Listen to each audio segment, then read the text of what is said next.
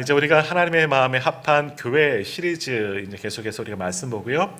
첫 번째 4주, 한 주간 조금 길어져서 5주까지는 교회에 대한 정의 이렇게 다 이제 보셨어요. 말씀을 나누었는데 다 잊어버리셔도 돼요. 하는데 하나만 잊어버리지 않으면 되죠. 교회가 뭐다?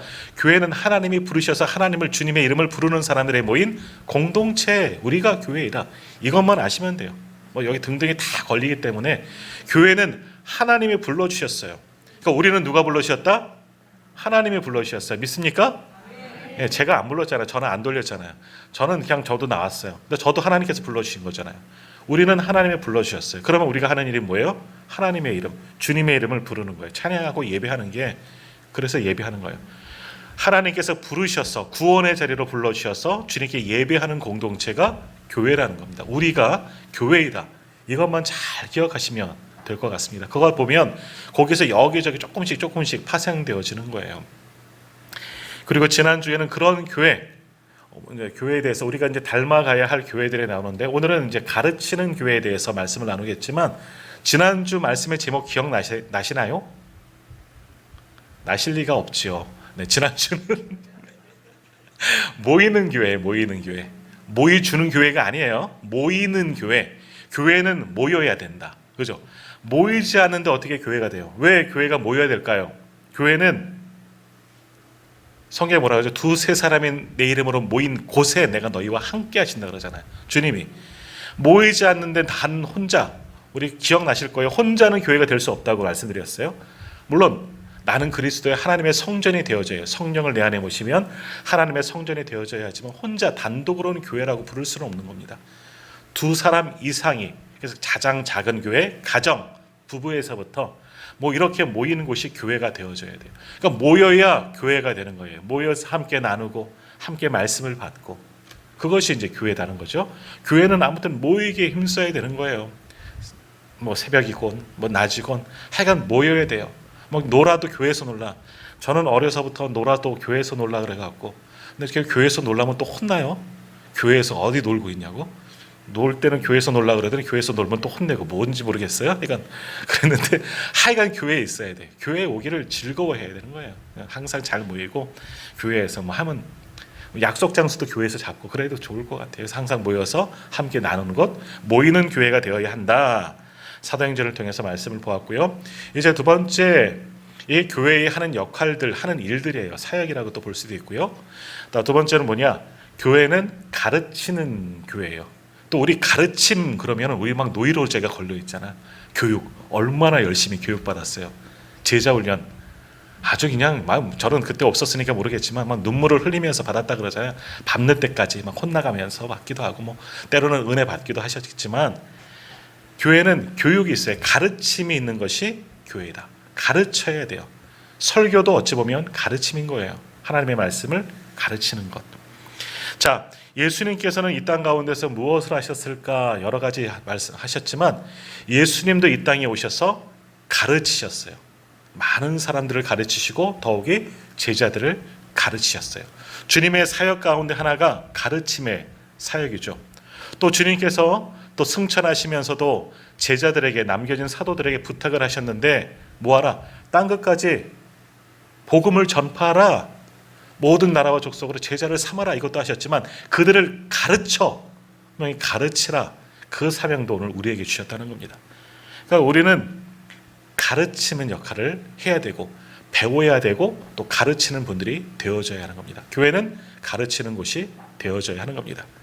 자 제자들을 한번 보십시오. 예수님께서 제자들을 어떻게 부르셨어요? 내가 너희를 뭐하는 사람들로? 사람을 낚는 업으로 부르셨다는 거죠. 사람을 낚는 자들로, 복음을 전하는 자들로 부르셨어요. 근데 부르셨다고 해서 제자들이 부르셨으니까 이미 준비되어진 사람, 출중한 사람들, 다 훈련받은 사람들 부르신 게 아니죠. 처음부터 제자들이 주님께서 부르셨으니까 주여 제가 준비되었나이다. 저를 사용하여 주옵소서 하지 않고 정말 제자들은 아무것도 아닌 사람들이었어요. 그래서 그들을 하나님의 사람으로 만들고 주님의 정말 제자들로 만들고 사람을 낚는 업으로 만드시기 위해서 3년의 시간이 필요하셨다는 거죠. 3년 동안 숙식을 같이 하시면서 정말 그들과 함께 다니시면서 하나님 나라를 가르쳐 주셨고 복음을 가르쳐 주셨고 또 여러 가지 기도하는 것도 가르쳐 주셨잖아요. 병 고치는 것도 친히 보여주셨잖아요. 여러 가지 하나님의 일들 다 보여주셨어요.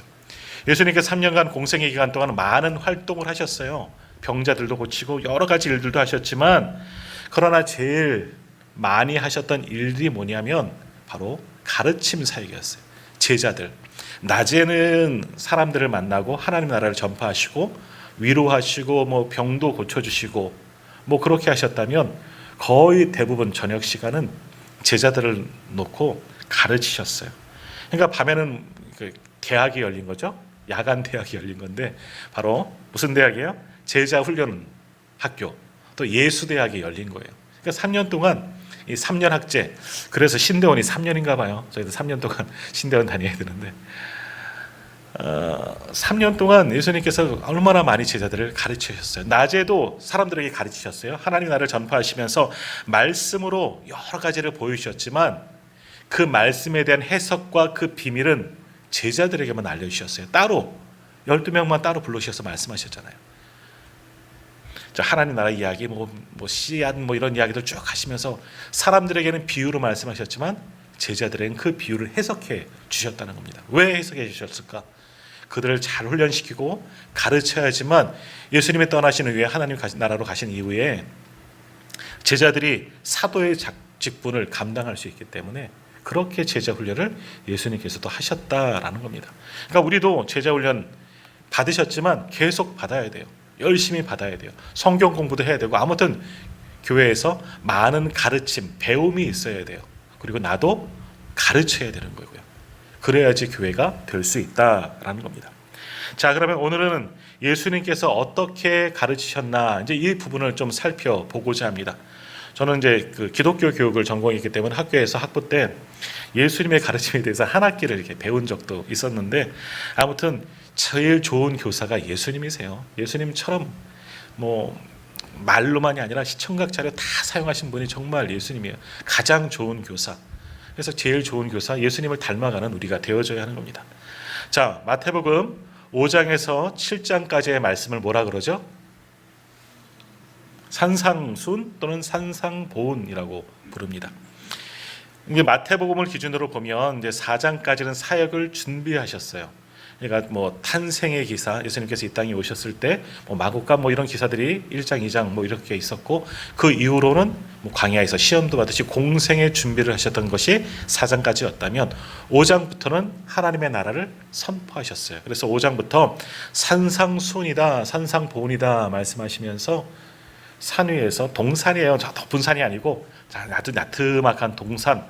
그러니까 이스라엘은 동산에 많이 모여요. 동산의 마을도 있고요. 그러니까 그런 동산에서 사람들에게 처음 말씀을 전하셨어요. 근데 특별한 어떤 말씀을 전하셨느냐? 이런 말씀 벌써 앞에 띄어져 있는 것 같은데요. 처음 시작하는 말씀이 이거죠. 한번 같이 마태복음 5장 3절 말씀 같이 읽겠습니다. 시작. 심령이 가난한 자는 복이 있나니 천국이 그들의 것임이요. 아멘.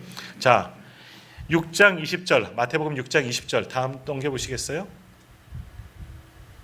네, 6장 20절 시작.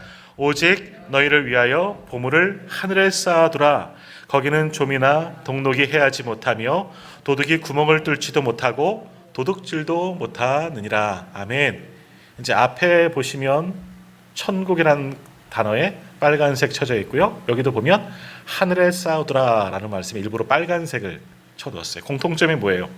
예수님께서 제자들에게 가르침, 사람들에게 가르치셨는데 그 가르침의 내용이 뭐냐? 어떤 걸 가르쳤을까? 내일 수능 보는 아이들 국어도 배우고 영어도 배우고 여러 가지 것들 배우지만 세상의 학문과 지식을 가르친 게 아니죠. 예수님은 무엇을 가르쳤을까? 무엇을 가르쳤어요? 하나님 나라. 하나님 나라를 가르쳐 주시는 거예요. 다시 한번 앞으로 좀 가보시겠어요? 마태복음 5장 3절. 심령이 가난한 자는 복이 있나니 천국이 그들의 것이다. 천국에 갈 수 있는 자가 누구냐? 천국을 어떻게 들어가느냐? 물론 예수 그리스도를 통해서 들어가지만 심령이 가난한 자. 전에 우리 그 복음서 팔복 강의를 할 때도 말씀을 많이 들으셨지만 마음이 가난한 자들이 마음이 왜 가난해요?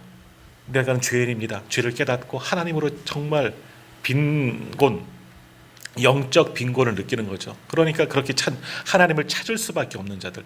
그 하나님을 찾으니까 천국에 가는 거예요. 뭐 이런 이야기들. 그러니까 제자들에게 가르쳐신 거 뭐냐? 세상 것들이 아니라는 거예요. 세상의 사실 예수님도 세상에서 어떤 학문을 배운 적은 없으셨을 거예요. 유대인들은 율법을 배우고 하지만 학교를 다니셨어요. 어릴 때부터 육신의 아버지 요셉이 일찍 돌아가셨던 걸로 알고 있는데 가정을 또 가장으로서 소년 가장이셨잖아요. 어린 시절부터 몫으로 그렇게 일하셨는데 대학이나 이런 거 다녔겠습니까? 근데 하나님의 나라를 가르치셨다는 거예요. 예수님의 가르침의 모든 핵심은 하나님 나라를 가르치셨다. 그러니까 산상수훈도 천국에 대한 이야기부터 시작하잖아요.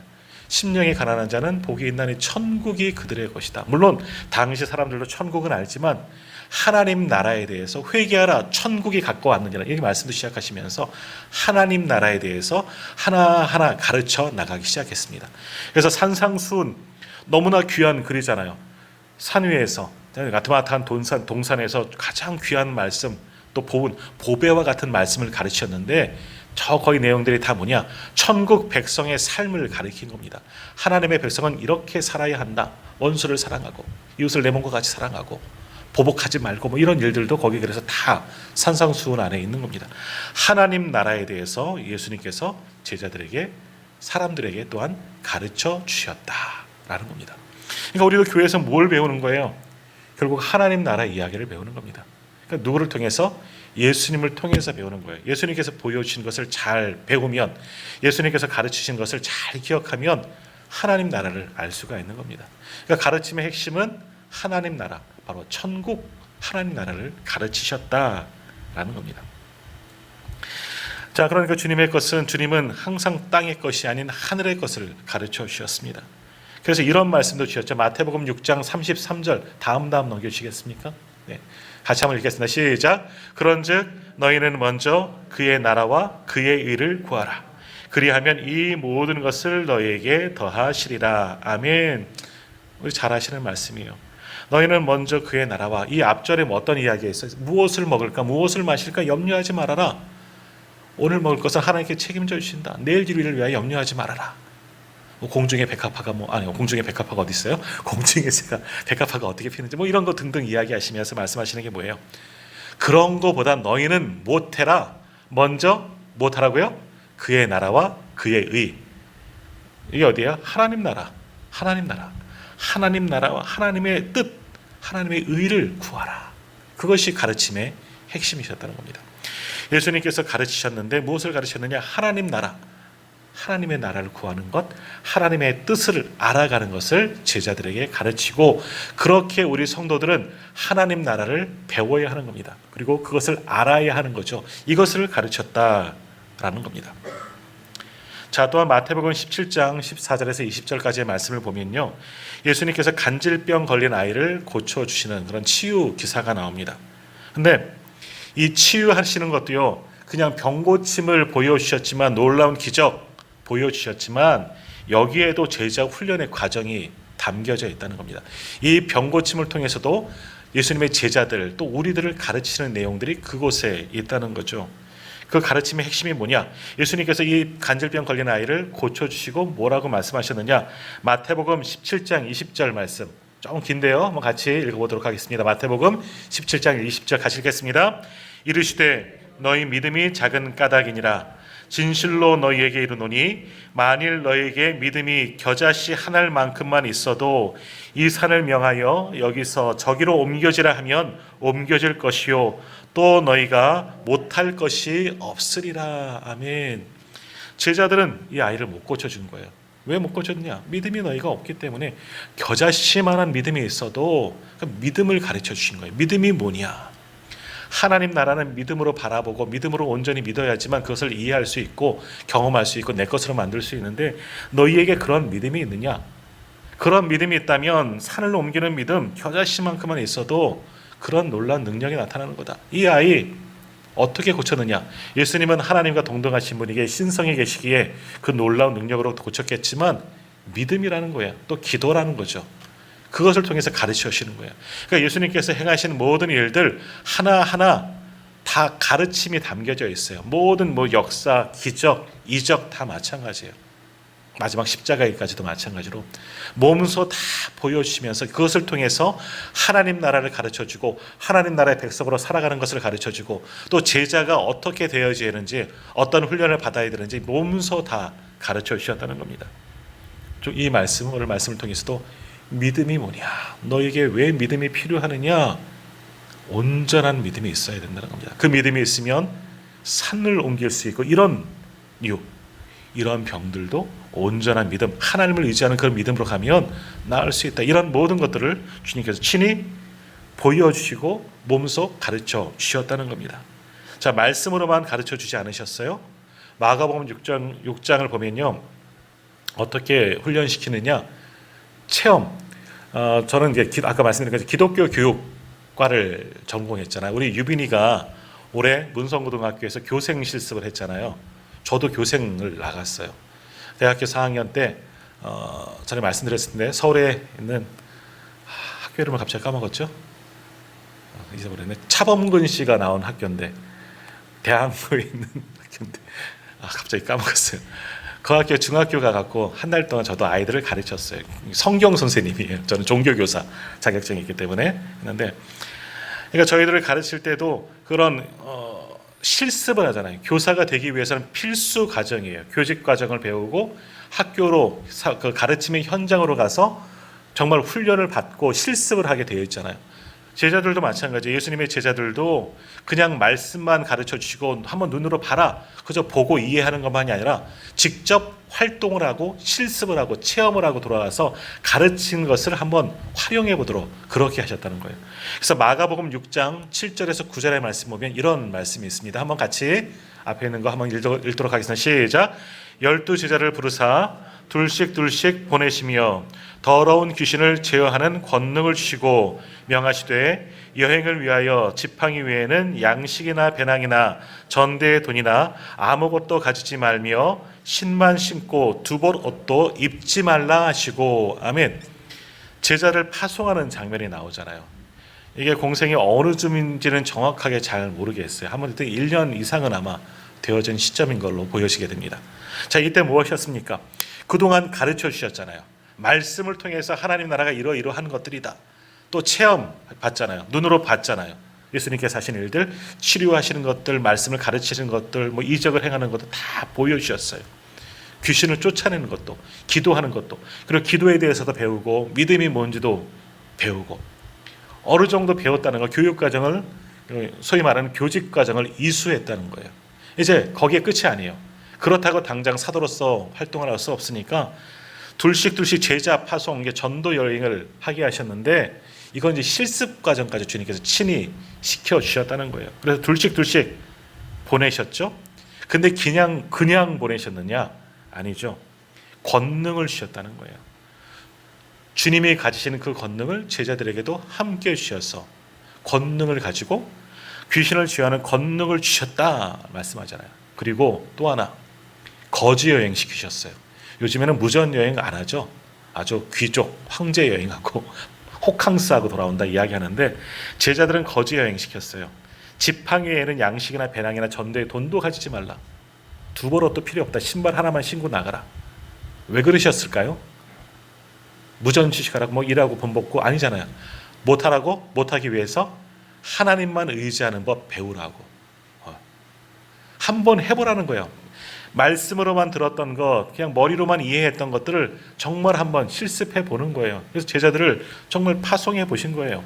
파송해서 주님 없이 정말 나중에 이렇게 제자들은 활동을 했겠지만 사도행전으로 넘어가서 정말 그렇게 활동을 하지만 이미 주님이 계실 때도 한번 실습을 시킨 거예요. 그래서 제자 훈련을 아주 강하게 둘씩 그래서 제가 이제 전도팀 우리 처음에 봉사할 때 혼자 뭐 이쪽 가시고 저쪽 가시고 한다 그래서 제가 둘씩 가라 그랬잖아요. 성경적이라니까요. 둘씩 다니는 게 성경적이에요. 혼자는 믿음이 흐트러질 수 있어요. 가다가 악한 사람들과 대적할 때, 또 사탄과 싸울 때, 또 이단과 싸울 때 혼자는 힘들어요. 누군가 옆에 있으면 든든하거든요. 둘씩이 성경적이에요. 아무튼 둘씩 보내셨어요. 권능을 주시고 하나님만 의지하도록. 그리고 가서 정말 예수님께 배운 대로 한번 해보라고 실습도 그렇게 시켜주셨습니다. 실습도 가르침의 훈련이에요. 그리고 돌아와서는 나누시는 거죠. 함께 와서 어땠느냐. 제자들이 나중에 돌아와서 뭐라 그랬어요? 귀신이 하늘에서 떨어지는 것을 보았습니다. 사단이 하늘에서 떨어지는 것을 보았습니다. 놀라운 역사가 일어나는 것을 경험하고 왔잖아요. 지금까지는 눈으로만 봤습니다. 예수님을 통해서 예수님이 전하신 말씀, 예수님이 하신 이적을 통해서 옆에서 구경꾼처럼 실습생처럼 이렇게 쳐다만 봤지만 학생처럼. 근데 이제는 자기가 준교사가 되어서 나가고 온 거잖아요. 실습자가 되어서 나가서 체험하니까 역사가 일어나는 것을, 물론 제자들은 아직 부족합니다. 온전히 성령 충만하지 못하고 완전한 능력이 없기 때문에 부족하지만 그래도 주님께서 감당할 권능 주시고 믿음 주시고 담대하게 기도하셨겠죠. 나가서 실습하고 돌아왔더니 은혜로 충만하게 체험받고 오는 거예요. 와, 주님의 이름으로 나갔더니 이런 일들이 있구나. 그 체험, 이러면 믿음이 훅 자라는 겁니다. 그러니까 우리들도 이런 체험이 있어야 돼요. 교회에서 제자훈련에서, 우리 한국교회 제자훈련의 약점이 뭐냐면요, 현장을 안 보내요. 저도 교회에서, 우리 교회에서는 제가 제자훈련은 안 했지만 그 전에 있던 교회에서도 제자훈련을 많이 했었어요. 앞전 교회에서는 SOL이라 그래갖고 리더십 학교과라는 이름으로 스쿨 오브 리더십이라는 리더십 학교를 만들어서 많은 사람들을 가르치고 했는데, 근데 가르침이 끝이에요. 현장이 없어요. 그리고 성도님들도 죄송하지만 현장으로 나가는 것을 두려워하세요. 근데 현장으로 나가셔야 돼요. 사역의 현장, 배우셨다면 사역의 현장으로 나가셔야 돼요. 저도 보면 우리 교회 이제 만 5년이 이제 10월 말로 지났습니다. 이제 정말 6년 차 목회를 하고 있는데, 담임 목회를 하고 있는데, 저도 이렇게 보니까 처음 왔을 때 어리버리한데 지금은 제 스스로 평가하는 거, 성도님은 어떻게 평가하는지 모르겠지만 저 스스로 보면 제가 좀 많이 잘한 것 같아요. 감사합니다. 박수도 쳐주시고. 그러니까 스스로 볼 때도 이제 좀 담임 목사 같구나 하는 생각이 맨날 조금은 더 들어요. 물론 선배 목사님들 보시면 시찰회라든지 가면 아직도 멀었어요. 아직도 그 목사님들 앞에 가면 아직도 부목사 같아요, 저는. 하지만 자라난 것을 하다 보니까 여기 오니까 아무도 도와주는 사람 없잖아요. 그러니까 목회자로서 목회적 지도를 해주시는 분이 아무도 없잖아요. 혼자 다 책임져야 되고. 마찬가지예요. 제자들도 그렇게 내보낸 거야. 등 떠밀려서 강제적으로 나가서 활동하고 실습하고 돌아오고서 믿음이 훅 자라나는 겁니다. 마찬가지예요. 우리 성도님들도 제자훈련 많이 배우셨으면 나가야 돼요. 어디로? 사역하러. 예수님처럼 한번 해보는 거예요. 가보는 거예요. 그래서 전도도 가보고 여러 가지 사역도 그래서 해보는 겁니다. 사역의 현장으로 가는 겁니다. 일하러 가는 게 아니에요. 우리 사역이란 말 제가 사실은 별로 좋아하진 않은데, 사역한다 가서 그냥 봉사하고 일하러 가는 게 아니에요. 예수님의 마음을 가지고 복음을 전하기 위해서 모든 활동을 하는 거예요. 그게 사역이죠. 자, 오늘 예수님께서 어떻게 가르치셨나? 제자들을 가르치셨어요. 말씀으로 가르쳐 주시고 눈으로 보게 하셨어요. 그리고 실습까지 하게 돌아오고 나누기까지 그렇게 하셨어요. 왜 이렇게 훈련을 시키셨을까? 이게 중요한 거죠. 예수님께서 왜 제자들을 가르쳤느냐? 그들을 통해서 하나님의 나라를 전하게 하시려고. 그래서 가르침의 핵심이 뭐냐? 하나님 나라였다는 겁니다. 결국 하나님 나라를 보여주고 전하게 하려고 제자들을 가르치시고 훈련시키셔서 파송하셨어요. 그리고 하나님 나라를 선포하게 하셨다는 겁니다. 그렇게 선포되어진 하나님의 나라, 지금 우리가 듣고 있고 또 우리도 배우고 있고 또 이제 우리도 들었으면 우리도 나가야 되는 거예요. 또 하나님 나라를 선포하러 다녀야 하는 거예요. 이것이 우리의 사명이고 가르침의 이유이다라는 겁니다. 그러니까 모든 가르침, 하나님의 나라예요. 하나님의 나라. 우리도 그것을 배우고 그것을 내가 경험하고 내가 나가서 한번 해봐야 되는 겁니다. 사역의 현장으로 나가야 되는 겁니다. 그래야지 정말 주님의 제자가 될 수가 있는 겁니다. 자, 오늘 우리 성도님들이 그렇게 정말 주님의 제자가 되기를 간절히 소망합니다. 네, 나가야 돼요. 많이 배우셨잖아요. 내년부터는 열심히 더. 내년에 이제 표는 믿음으로, 올해는 믿음으로 자라나는 교회였잖아요. 내년에는 열매 맺는 교회, 믿음으로 열매 맺는 교회예요. 예상하는 질문이고 처음에 아마 믿음의 씨앗을 심는 교회부터 했을 때 아마 말씀드렸을 텐데, 열매를 맺기 위해서 어떻게 하느냐? 나가서 수고가 필요한 거에 가만히 있으면 열매가 안 맺어지잖아요. 원사님 농사 지어보니까 해보시잖아요. 농사도 쓰고 하니까 맺어지는 거예요. 가만히 씨 뿌려놓고 가만 놔두면 잘 안 되는 거예요. 그래서 한번 이제 우리가 제자훈련 충분히 받고 또 내년에도 또 배울 거예요. 계속해서 배우고 또 이제는 나가서 실습도 하고 그래야지 믿음도 자라고 우리를 통해서 하나님 나라가 확장되어지는 겁니다. 그러니까 우리는 왜 가르치셨느냐? 하나님 나라 때문에 가르치셨다. 교회는 그런 거예요. 왜 교회에서 가르쳐야 하느냐? 하나님 나라를 위해서 가르치고 배우고 나가서 하나님 나라를 선포하고 그래서 하나님 나라가 확장되어지도록 그렇게 주님은 우리를 가르쳐 주셨다. 또 그렇게 우리는 배웠고 하나님 나라를 위해서 쓰임받는 자들이 되어져야 한다라는 겁니다. 오늘 예배드리는 저와 우리 모든 성도님들이 그렇게 쓰임받는 주님의 제자가 된 줄로 믿습니다. 아멘.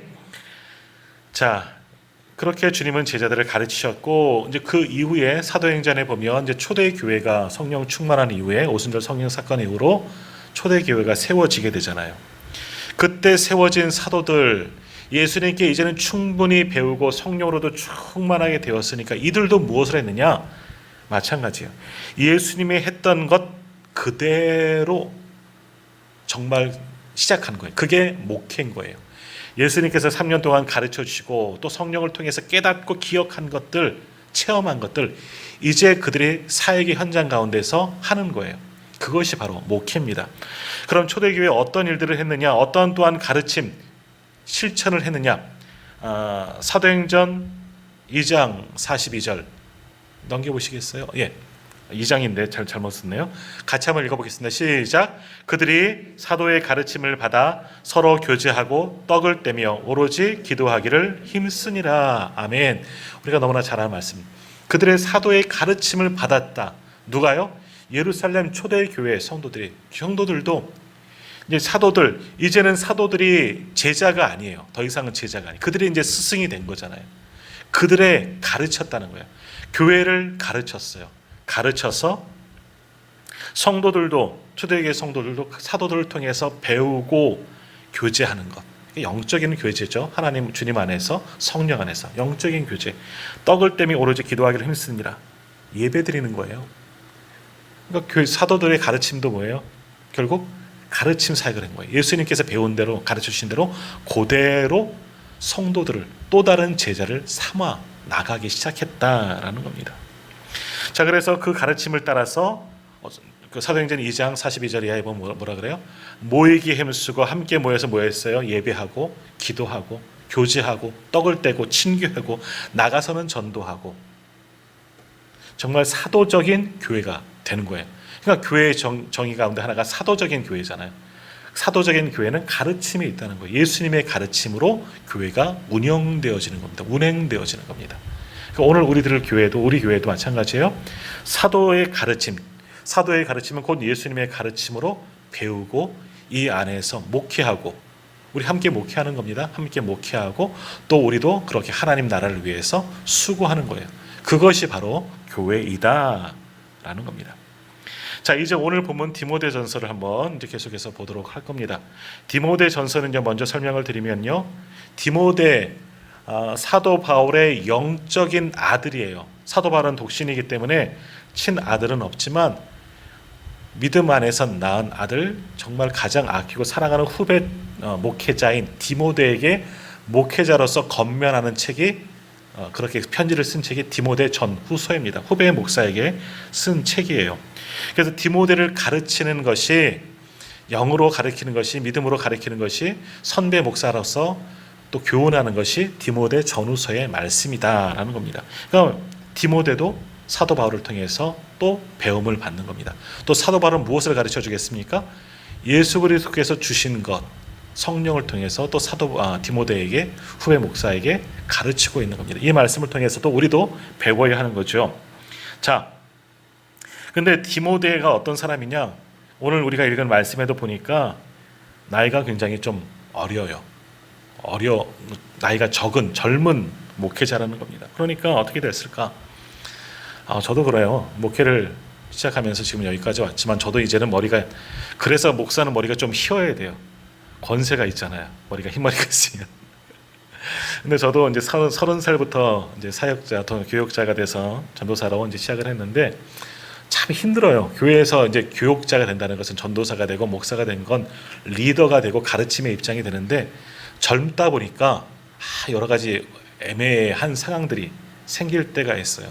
뭐 연배가 많으시고 믿음 생활 오래 하신 제 나이 2배 이상 되신 뭐 장로님들, 권사님들 계신 데서 제가 또 그 앞에서 가르쳐야 되고 설교해야 되니까 너무 쉽지는 않았어요. 어린 자가. 오늘도 보세요. 여기서 저보다 어린 사람은 다빈이밖에 없잖아요. 저보다 다 연배 덮으시는 제가 이렇게 선생님처럼 앞에서 또 강의하고 말씀 전하고 있는 거 아니겠습니까? 그러니까 나이가 젊으니까 목회자들의 참 어려움이 여기에 있는 거예요. 연소함 때문에. 또 연소함은 뭐예요? 경험이 적기 때문에. 더욱이 목회자들은요, 저도 그렇고 세상 경험이 적어요. 저는 이제 군대 갔다 와서 잠깐 일하다가 다시 공부해갖고 신학교를 갔으니까 그 짧은 경험밖에 없는 거예요. 세상적인 경험은. 세상적인 경험은 여기 성도님들 훨씬 더 정말 전문가 아니십니까? 프로시잖아요. 저는 세상 오면은 제가 집 사는데 거래를 해봤습니까? 뭘 해봤습니까? 장사를 해봤습니까? 아무것도 못해요. 세상 가면은 아무것도 못해요. 일을 하자니 힘이 없고 그렇고 그런 거예요. 그러니까 디모데 마찬가지예요. 연수한 사람이 목회자가 되었으니까 참 많이 힘들고 초보 목회자 이제 처음 애기 목회자니까 참 쉽지 않았던 것 같아요. 근데 권면하는 거예요. 위로하고 그러면서 뭐라 그러냐? 디모데전서 4장 12절 한번 보겠습니까? 누구든지 내 연수함을 업신여기지 못하게 하라. 네가 나이 적다고 사람들 무시하지 못하게 만들어? 이 얘기가 아니죠. 영적인 권위를 키우라는 거예요. 영적인 권위. 목회자는 제가 전에 섬기던 목사님이 그런 말씀 하시더라고요. 목사는 나이가 없다. 그걸 알고 목회해라. 그러니까 가르침. 목사는 목사라는 거예요. 목사 하나님께 주신 직분이기 때문에 목사는 목사예요. 연소하다고 젊다고 쭈삣쭈삣 하지 말고 담대하게 목회하라는 거예요. 좀 그렇게 배웠습니다. 마찬가지 그 말씀하는 거예요. 내 연수함을 업신여기지 못하게 하라. 핍박당하고 그런 게 아니에요. 하지만 디모데도 젊기 때문에 위축되거나 그러지 말고 담대함으로 목회해야 돼요. 그러나 영적인 권위가 있어야 되는 거죠. 근데 디모데가 지금 사도 바울을 통해서 내 연수함을 업신여기지 말라 이런 이야기를 듣지만 근데 사실은 디모데는요 충분히 자격을 갖춘 사람이에요. 더군다나 당시에는 흔하지 않은 모태신앙이에요. 외조모 로이스 어머니 유느게로부터 신앙의 유산을 배운 사람이 믿음을 배운 사람이 디모데예요. 태중에서부터 온전히 하나님의 사람으로 붙들린 사람. 그리고 디모데전서 4장 6절에 보면 예수의 좋은 일꾼이라고까지 표현할 정도로 이미 충분히 목회자의 자질과 영성과 실력을 겸비한 사람이 디모데라는 그런 목회자였다는 겁니다. 하지만 사람들 가운데는 나이가 젊기 때문에 위축될 수도 있으니까 담대하라 사도 바울이 위로하는 겁니다. 목회자는 그런 영적인 권위가 있어야 돼. 주눅 들지 말고 담대하게 목회하라. 이렇게 사도 바울은 디모데를 가르치고 있어요. 그러면서 이제 그렇게 디모데를 위로하면서 이제 디모데에게 사명을 주는데 디모데가 해야 할 일들을 가르치고 있는데 이제 몇 가지 이제 좀 뽑아왔습니다. 자, 넘겨보세요. 디모데전서 4장 11절 같이 한번 읽어볼게요. 시작. 너는 이것들을 명하고 가르치라. 다음 13절 시작. 내가 이를 때까지 읽는 것과 권하는 것과 가르치는 것에 전념하라. 또 16절도 함께 읽겠습니다. 내가 내 자신과 가르침을 살펴 이 일을 계속하라. 이것을 행함으로 내 자신과 내게 듣는 자를 구원하리라. 아멘. 사도 바울이 디모데에게 정말 해야 할 일을 주셨는데 여기도 빨간색으로 이제 제가 해놨는데요. 가르침. 교사의 역할, 영적인 교사의 역할. 그러니까 목회자는 영적인 교사예요. 뭘 가르치겠습니까? 디모데가 사실 아까 말씀드린 것처럼 젊은 디모데가 뭘 가르치겠습니까? 세상에서 성공하는 법, 출세하는 법, 돈 많이 버는 것, 이런 거 가르치겠습니까? 그거 잘 몰라요, 디모데도.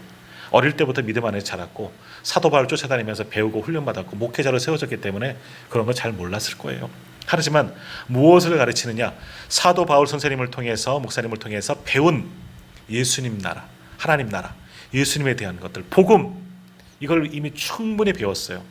예수의 좋은 일꾼이 이미 되었거든요. 그것을 통해서 너도 충분히 배웠기 때문에 너도 내가 올 때까지, 다시 에베소 교회로 돌아올 때까지 이 에베소 교회에 잘 감당해야 돼. 잘 가르쳐라. 성도들에게 좋은 목자가 되어라. 말씀을 잘 가르치고 잘 지도하고 하나님 나라를 잘 가르쳐라. 이것이 목회자인 내가 할 일이다. 사도 바울이 디모데에게 이렇게 권면했다는 겁니다. 그래요. 저도 여기 오게 된 건, 여기 이제 와서 하는 것은 가르침이에요. 말씀을 통해서, 예배를 통해서 말씀을 가르치죠. 또 여러 가지 공부를, 성경 공부라 이런 등등을 통해서 가르치고, 또 사역을 통해서 가르치고. 목회자는 가르치는 사람이에요. 그러니까 저도 계속해서 배워야 될 뿐만더러 배워야기도 해야 되겠죠. 그러니까 디모데 가르쳐야 되고 그러는 거예요. 그러니까 우리들도 배워야 되는 거예요. 배워야 되는 거죠. 자, 그런데 제대로 가르치려면, 제대로 이제 훈련 받으려면 제대로 배우기 위해서 버려야 할 것도 있다 말씀하는 겁니다. 조금 올라가서 4장 7절, 디모데전서 4장 7절 같이 읽겠습니다. 망령되고 허탄한 신화를 버리고 경건에 이르도록 내 자신을 연단하라. 세상적인 모든 것들, 그 당시에 있던 소위 말하는 신화, 이 신화가 뭐예요? 정말 그리스 로마 신화 이야기하는 게 아니에요. 세상에서 잘 되는 것, 출세하는 것, 명예 얻는 것, 뭐 이런 세상적인 것들, 이런 거 다 필요 없다는 겁니다. 그런 세속적인 것은 다 버리고, 망령됐다 그러잖아요. 그런 것들 다 버리고 경건에 이르도록 너 자신을 먼저 연단하라. 내가 가르치는 사람이기 때문에, 하나님의 사람 예수 그리스도의 제자가 되려면 내 자신의 경건을 위해서 내가 먼저 훈련하고 연단해야 된다라는 겁니다. 그러니까 우리가 좋은 주님의 제자가 되기 위해서는 오늘 우리도 우리 스스로를 연단해야 돼요. 경건에 이르도록 우리를 연단해야 되는 겁니다. 우리를 훈련시켜야 되는 거예요. 쉽지 않아요. 그러기 위해서 망령되고 허탄한 신화를 버려야 되는 거죠. 세상적인 것을 버리고 정말 주님의 것으로 채워야 돼요. 경건한 사람이 되어져야 하는 거예요. 목회자는 이러고 살기 때문에 그래도 좀 나아요. 세상적으로 살지 않기 때문에 그렇게 할 수도 없고. 근데 이제 성도님들이 문제라는 거죠. 성도님들은 세상 속에서, 저보다 더 많은 세상 속에서 살아가잖아요. 세상 속에서 생업 가운데 살아가다 보니까 또 세상 속에서 말하는 신화가, 소위 말하는 그런 것들 얼마나 많이 찾아옵니까? 그런데 그것 속에서도 그것을 이기고 물리쳐야지만 경건에 이를 수가 있다는 겁니다. 세상과 하나님 나라를 저울질할 일이 얼마나 많이 있습니까? 그러나 하나님께서 원하시는 건 뭐냐? 그런 것들을 버려라. 그리고 경건에 이르기를 훈련해야 된다. 연단해야 된다. 오늘 우리 성도님들에게도 주님은 말씀하고 계시는 겁니다. 우리가 잘 기억해야 돼요. 내가 정말 주님의 제자로, 좀 우리도 제자잖아요. 목회자만 제자 아니에요. 우리가 다 주님의 제자란 말이에요. 그러면 우리도 이런 걸 지켜야 돼요. 세상적인 것들, 이제 그러한 욕심들, 그러한 신화들 내려놓아야 돼요. 그래야지만 경건에 이를 수 있고 참된 주님의 제자로 세상 속에서도 승리하며 살아갈 수가 있는 겁니다. 오늘 디모데에게 망령되고 허탄한 신화를 버리고 경건에 이르도록 내 자신을 연단하라 말씀처럼 오늘 우리도 말씀으로 연단해야 돼요. 세상적인 건 내려놓고 주님의 말씀으로 충만하게 채우도록 그렇게 훈련을 받아야지만 진정한 제자가 되어져야 되는 거예요. 세상과 주님을 선택할 때 주님이 당연히 선택하겠지, 당연히 선택이 안 돼요. 정말 그런 환난의 순간 나온다고 여러 번 말씀드렸잖아요. 그러니까 경건에 이르도록 연습하지 않으면, 훈련하지 않으면 결코 하나님 앞에 주님의 제자로 설 수가 없습니다. 그래서 훈련해 나가야 되는 거예요. 자기를 쳐서, 말씀으로 쳐서 복종할 수 있는 힘을 길러야 되는 거예요. 그래서 디모데전서 4장 10절에 보면 이렇게 말씀하고 있습니다. 10절 말씀 같이 읽겠습니다. 이를 위하여 우리가 수고하고 힘쓰는 것은 우리의 소망을 살아계신 하나님께 두미니 곧 모든 사람, 특히 믿는 자들의 구주시라. 아멘. 이 말씀처럼 우리도 모든 소망을 하나님께 둬야 돼요. 그러니까 하나님께 두고 계속해서 교회를 통해서 배우고 익히고 경건에 이르도록 많은 가르침을 받아야 돼요. 그래야지 진정한 제자가 될 수가 있는 겁니다.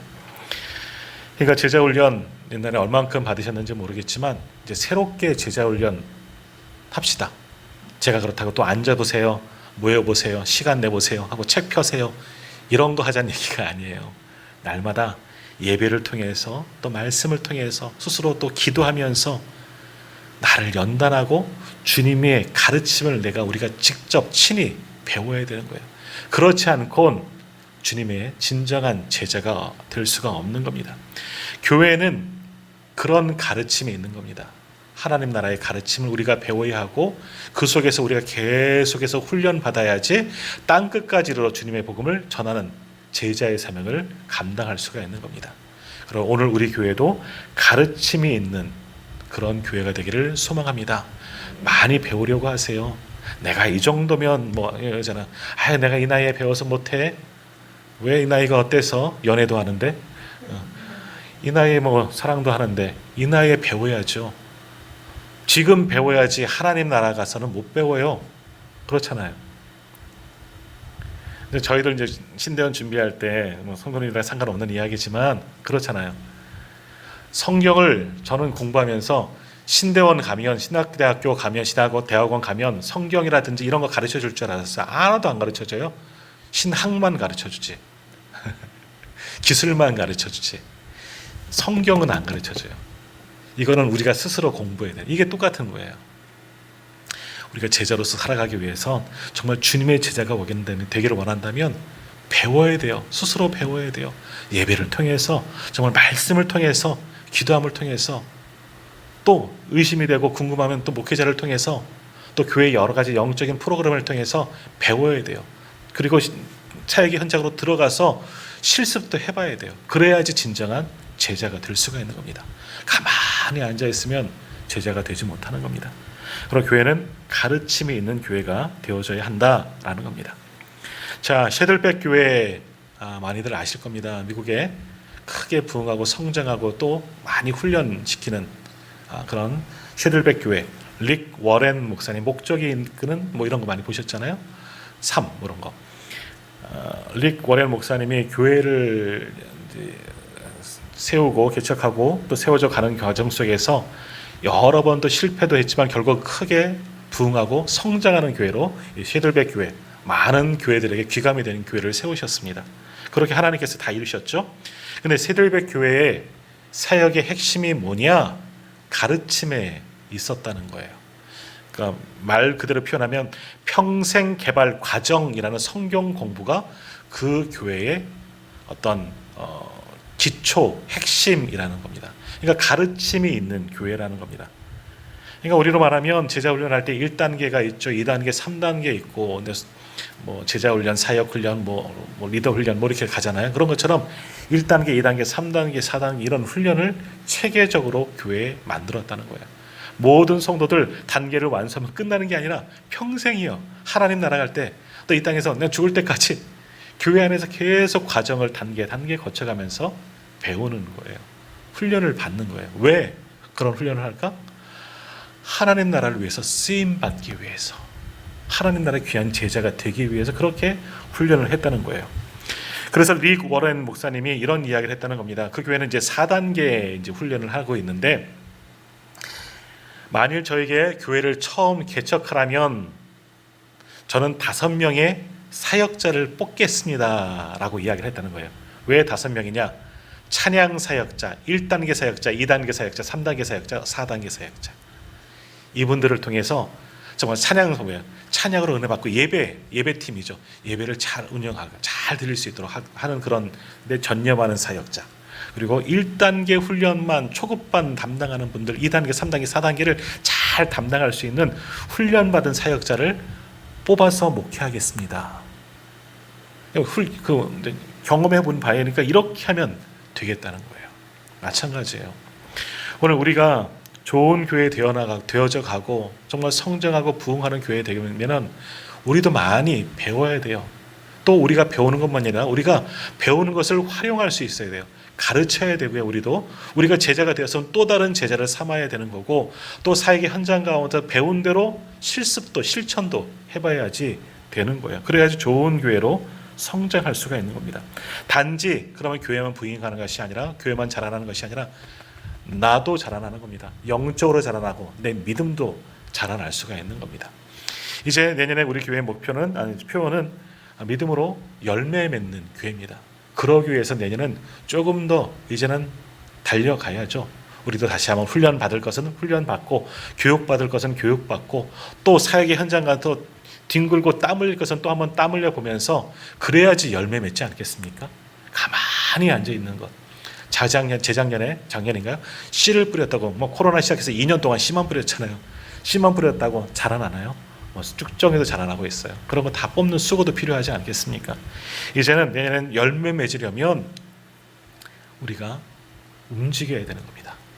하나님의 나라를 배우는 일에 힘쓰고, 또 그것을 내 것으로 소화하고, 내 믿음이 자라나고, 내 연단을 통해서 믿음의 성장을 이루고, 그래서 하나님 나라를 위해서 크게 쓰임받는 저와 우리 모든 성도님들 다 되시기를 소망합니다. 이제 내년에는 정말 가르침의 일들도 있을 거예요. 배우는 그런 시간들, 말씀 훈련 그런 시간들도 있을 거예요. 아무튼 열심히 연단 받으셔야 돼요. 그때는 힘들잖아요. 하지만 그 모든 과정, 예전 제자훈련도 그러지 않았어요? 할 때는 얼마나 힘들어요. 제자훈련 얘기 꺼내시기만 하면 좋은 소리 하나도 안 하시더만요. 밤늦게까지 하고 혼나기만 하고요. 등등등등 이야기하면서 했지만, 눈물 콧물 흘리면서 했지만, 땀 흘려가면서 했지만, 그게 다 피가 되고 살이 되는 거예요. 내 믿음에 정말 도움이 되는 거잖아요. 이제 내년에도 그런 일들을 통해서 우리의 믿음이 자라나고, 그렇게 자라는 우리를 통해서 귀한 믿음의 열매들도 맺혀지게 될 줄로 믿습니다. 그럼 우리가 가르치는 교회가 되기 위해서 더욱더 수고할 수 있는 우리 온누리 교회 되기를 간절히 소망합니다.